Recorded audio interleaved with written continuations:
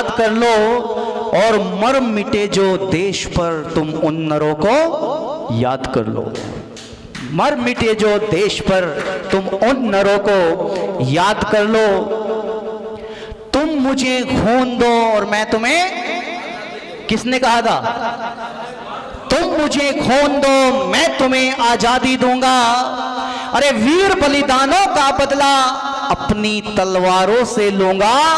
अरे बोस के उन सुमधुर प्यारे स्वरों को याद कर लो। मर मिटे जो देश पर तुम उन नरों को याद कर लो।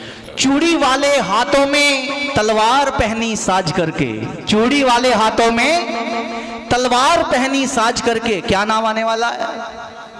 हाँ, चूड़ी वाले हाथों में तलवार पहनी साज करके, अरे पुत्र दामोदर को अपनी पीठ पर झट बांध करके, अरे रानी लक्ष्मी बाई के उन खंजरों को याद कर लो। मर मिटे जो देश पर तुम उन नरों को याद कर लो। गुरुवर विरजानंद ने आजादी का पौधा लगाया। गुरुवर विरजानंद ने आजादी का पौधा लगाया। ऋषिवर देव दयानंद की कृपा से पल्लवित हो लहराया, और स्वामी श्रद्धानंद के उन मंत्रों को याद कर लो। मर मिटे जो देश पर तुम उन नरों को याद कर लो। तुम उन नरों को याद कर लो कि दीप संवेदना के बन, दीप संवेदना के बन, काम कुछ ऐसे कर जाओ, उजाले ही उजाले हो जिधर से तुम निकल जाओ। न भूलो अपने कंधों पर, न भूलो अपने कंधों पर लिए ऋण उन शहीदों का, जो थे नींद में सोए कफन ओढ़े उम्मीदों का।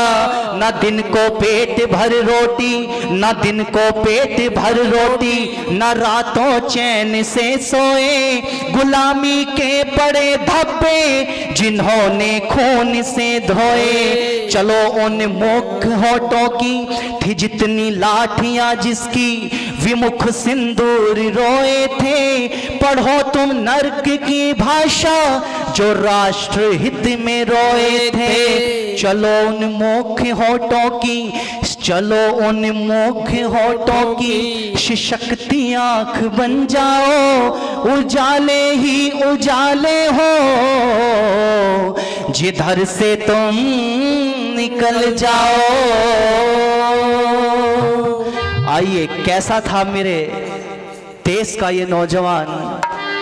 विषय भी बड़े गजब का रखा है, राष्ट्र निर्माण। प्यारे सज्जनों, ऋषिवर देव दयानंद यदि नहीं आते तो हमारे इस देश का उत्थान, बोल दो जरा, नहीं हो पाता। ऋषिवर देव दयानंद की यदि सबसे ज्यादा किसी के ऊपर कृपा है तो वो किसके ऊपर कृपा रही? बोल दो जरा। महिलाओं के ऊपर। बाबूजी कह रहे हैं करमवीर जी कि महिलाओं के ऊपर। और क्या कहा था मेरे ऋषिवर देव दयानंद ने कि मेरे देश की माताएं बहनें यदि शिक्षित होंगी, क्या कहा? मेरे देश की यदि माताएं बहनें शिक्षित होंगी तो वो अपनी कोख से सुशिक्षित संतान का निर्माण करेंगी। वो संतान, कौन सी संतान? जो इस देश को उन्नति के मार्ग पर लेकर के जाएंगे। प्यारे सज्जनों, शिक्षा के क्षेत्र में ऋषिवर देव दयानंद का कोई तोड़ नहीं रहा। मेरी माताओं, आइए, यदि क्रांतिकारियों ने अपने प्राणों की आहुति को देकर के इस देश को आजाद कराया है तो याद रखना वैचारिक गुरु भी इन क्रांतिकारियों के कौन थे? जिनसे इन्होंने प्रेरणा ली थी। चाहे वो भगत सिंह हो, चाहे चंद्रशेखर आजाद, चाहे पंडित राम प्रसाद बिस्मिल, कहीं ना कहीं ऋषिवर देव दयानंद से ही प्रेरित थे। और ऋषिवर देव दयानंद से प्रेरित होकर के क्या कर दिया इस देश के लिए, सुनिएगा। कि आजादी आजादी रंग लाई हो वीरों के मन भाई, के जो जान दे बलिदान दे गए, जो जान दे गए, बड़ा बलिदान दे गए। आजादी वो रंग लाई वीरों के मन भाई, जो जान दे गए, बड़ा बलिदान दे गए, जो जान दे गए। और कहा ओ ये मंगल की कुर्बानी है, ये मंगल की कुर्बानी है, लक्ष्मी बाई मर्दानी है, लक्ष्मी बाई मर्दानी है। भारत वीरों की रग रग में, भारत वीरों की रग रग में बिस्मिल की प्रेम कहानी है। ओ सरदारा ओ मतवारा, शेखर था हिंद सितारा, जो प्राण दे गए, बड़ा बलिदान दे गए, जो जान दे गए, बड़ा बलिदान दे गए। आजादी और रंग लाई वीरों के मन भाई, जो जान दे गए, बड़ा बलिदान दे गए, जो जान दे गए, बड़ा बलिदान दे गए। कि अंग्रेज देश में आया था, अपने ही देश में आया था, और अंग्रेज देश में आया था, अंग्रेज देश में आया था। कौन आया था जी देश में? अंग्रेज। लेकिन अंग्रेज तो आया और आकर के चला भी गया, लेकिन यहाँ एक चीज छोड़ गया। क्या छोड़ गया? क्या छोड़ गया? अंग्रेजी छोड़ गया। अंग्रेज तो गया, लेकिन क्या छोड़ करके गया? आज आचार्य जी जिस व्यक्ति को इंग्लिश के 4 वर्ड नहीं आते, उसको क्या मान लेते हैं हम? बहन जी कह रही हैं राठी जी हमारी कि जी उसको मूर्ख मानते हैं, उसको पागल मानते हैं, गवार मानते हैं कि ये तो इंग्लिश नहीं जानता, ये कुछ भी नहीं जानता। मेरे से एक बार पूछा किसने, संदीप जी आपको इंग्लिश आती है? मैंने कहा यश। बोले वाह क्या बात है, कमाल है, आपको तो आती है। बोले कितनी आती है? मैंने कहा बस इससे आगे सीखने की हमें जरूरत, क्योंकि ये इंग्लिश भाषा चोर भाषा है। क्या है? कहां से चुराई इन्होंने? कौन सी भाषा से चुराई आचार्य जी? हाँ, संस्कृत से। आप कहेंगे कैसे चुराई? तो सुनो, इंग्लिश में 3 को क्या कहते हैं? क्या कहते हैं? 3। और संस्कृत में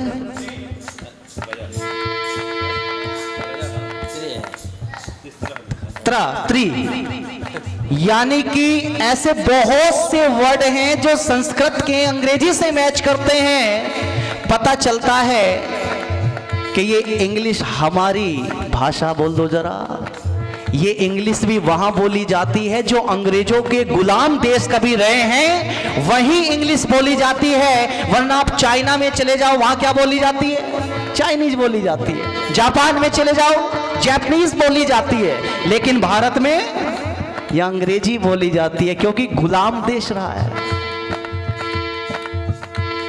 मेरा किसी भाषा ज्ञान से कोई विरोध नहीं, चाहे दुनिया की सारी भाषाएं सीख जाइए। अरे इतना निवेदन करता हूं कि निज हृदय आसन पर मां को छोड़ नहीं किसी गैर को बिठाइए। और अंग्रेजी इतनी ही प्यारी प्यारी लगती है, अरे अंग्रेजी इतनी ही प्यारी प्यारी लगती है, फिर क्यों भगाया भारत से अंग्रेजों को बताइए। अरे भाषा की गुलामी राष्ट्र को गुलाम करती है, याद रखना, भाषा की गुलामी राष्ट्र को गुलाम करती है। अरे हिंद को बचाना है तो हिंदी को बचाइए, हिंद को बचाना है तो हिंदी को बचाइए। बड़े गजब की बात है। मेरे ऋषिवर देव दयानंद कहाँ के रहने वाले थे माता जी? कहाँ के रहने वाले थे? गुजरात के रहने वाले थे। अच्छा, उन्होंने स्वाध्याय की भाषा कौन सी चुनी? ना। हाँ, स्वाध्याय करने की भाषा उन्होंने चुनी संस्कृत, और प्रचार व प्रसार करने की जो उन्होंने भाषा चुनी वो कौन सी चुनी? हाँ, वो हिंदी चुनी। लेकिन स्वाध्याय किस चीज में किया? संस्कृत में किया, और प्रचार प्रसार हिंदी में किया, क्योंकि हमारे देश की भाषा जो है वो हिंदी है, और संस्कृत सभी लोग नहीं जानते हैं, ना समझते हैं। एक बार स्वामी जी से कोलकाता यात्रा के दौरान एक व्यक्ति ने कहा था कि स्वामी जी, यदि आपको अंग्रेजी आती तो आनंद आ जाता। अंग्रेजी आती? अच्छा, यहां ऐसे कितने लोग हैं जो ये मानते हैं कि जिन लोगों को अंग्रेजी नहीं आती वो देश में कुछ कर ही नहीं पाते? ऐसा कोई बैठा व्यक्ति यहां? यानी कि कोई भी भाषा टैलेंट की मोहताज, बोल दो जरा, नहीं होती है। ऐसे सैकड़ों उदाहरण मैं आपके बीच में दे करके चला जाऊंगा जिन्हें इंग्लिश का ई भी नहीं आता और उनका नाम पूरे विश्व के अंदर है। प्यारे सज्जनों, वही प्रश्न कर दिया ऋषिवर देव दयानंद से कि यदि तुम्हें इंग्लिश आती तो आनंद आ जाता। तो ऋषिवर देव दयानंद ने कहा कि भाई वो कौन सा आनंद है जो इंग्लिश आने से ही आता? तो प्यारे सज्जनों, वो व्यक्ति कहता है कि स्वामी जी, यदि आपको इंग्लिश आती तो आप वेदों का प्रचार अपने देश में तो कर ही रहे हैं, आप विदेशों में भी कर सकते थे। उस व्यक्ति की बात को सुनकर के स्वामी दयानंद जी थोड़े से मुस्कुराए और फिर उस व्यक्ति की आत्महीनता पर हंसते हुए कहते हैं कि मेरे से बड़ी गलती तो तुमने कर रखी है जो तुम्हें हिंदी और संस्कृत दोनों में से कोई भी नहीं आती। यदि तुम्हें हिंदी और संस्कृत आती तो तुम विदेश में जाकर के उसका अंग्रेजी में अनुवाद करते और हम दोनों मिलकर के 1 और 1 11 हो जाते। हम पहले अपने देश का कचरा साफ करते और फिर विदेशों में जाकर के वेदों की और लोगों को प्रेरित करते। ऐसा चरित्र, ऐसा चित्र था मेरे ऋषिवर देव दयानंद का। प्यारे सज्जनों, इसलिए कहा, ऋषिवर देव दयानंद ने स्पष्ट शब्दों में कहा था कि हमें अपनी ही भाषा का प्रयोग करना चाहिए, स्वदेशी वस्तुओं का ही प्रयोग करना चाहिए। लेकिन आज वातावरण किटपिट इंग्लिश बोलने का है। लोगों का ऐसा मानना है कि जो इंग्लिश झाड़ेगा वही झंडा गाड़ेगा, वही झंडा गाड़ेगा। लेकिन ऐसा नहीं है प्यारे सज्जनों। कहा कि अंग्रेज देश में आया था, अंग्रेज देश में आया था, आकर के राज जमाया था, आकर के राज जमाया था। ओ लख बड़े बड़े बलिदानों को, लख बड़े बड़े बलिदानों को जो बुरी तरह घबराया था, मर करके तन मन से भारत को सम्मान दे गए, बड़ा बलिदान दे गए, जो जान दे गए, बड़ा बलिदान दे गए। आजादी और रंग लाई वीरों के ओ मन भाई, जो जान दे गए, बड़ा बलिदान।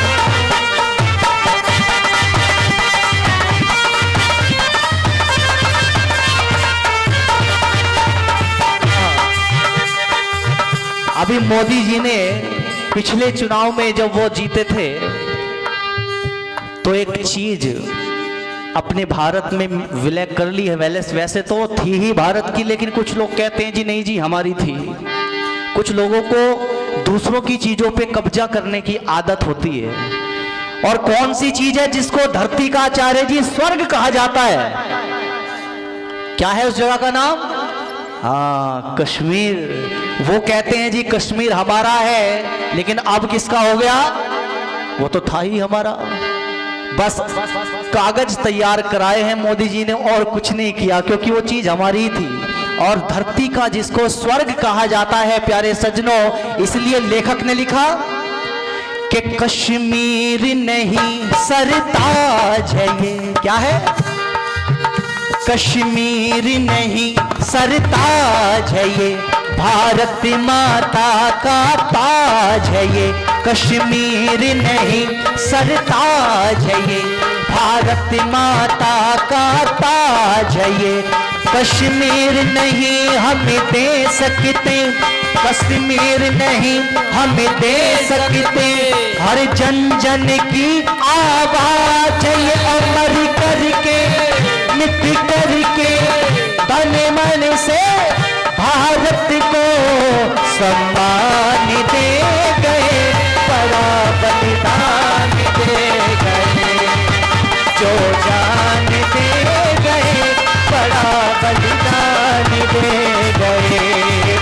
आजादी और रंग लाई वीरों के मन भाई, जो जान दे गए बलिदान दे गए, जो जान दे गए बड़ा बलिदान दे गए, बड़ा बलिदान दे गए, बड़ा बलिदान दे गए, दे गए।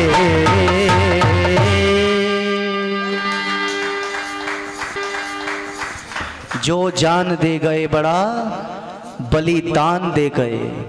आइए, मेरे विचारों को, ये विषय तो बहुत लंबा है, बहुत चौड़ा है, केवल छू के इस विषय को मैं निकल रहा था आपके बीच में, क्योंकि राष्ट्रभक्ति का जो विषय है, शहीदों को याद करने का जो विषय होता है, ये ऐसा होता है जैसे गुड़ की भेली।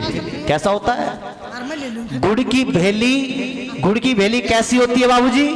जिधर से भी तोड़ करके खाओ, उधर से ही क्या लगेगी? मीठा ही मीठी लगेगी, आनंद ही आनंद बरसता है। तो इस आधे पौन एक घंटे में प्यारे सज्जनों, इस विषय को पूरा करना संभव नहीं है। हमारी जो ये मीटिंग है, ये समापन की ओर है, और जो मुख्य जो सभा होगी वो रात को 8 से 11 चलेगी। बस मैं निवेदन थोड़ा सा ये कर देना चाहता हूं कि आप ज्यादा से ज्यादा संख्या में आए, क्योंकि एक वक्ता को क्या चाहिए होता है?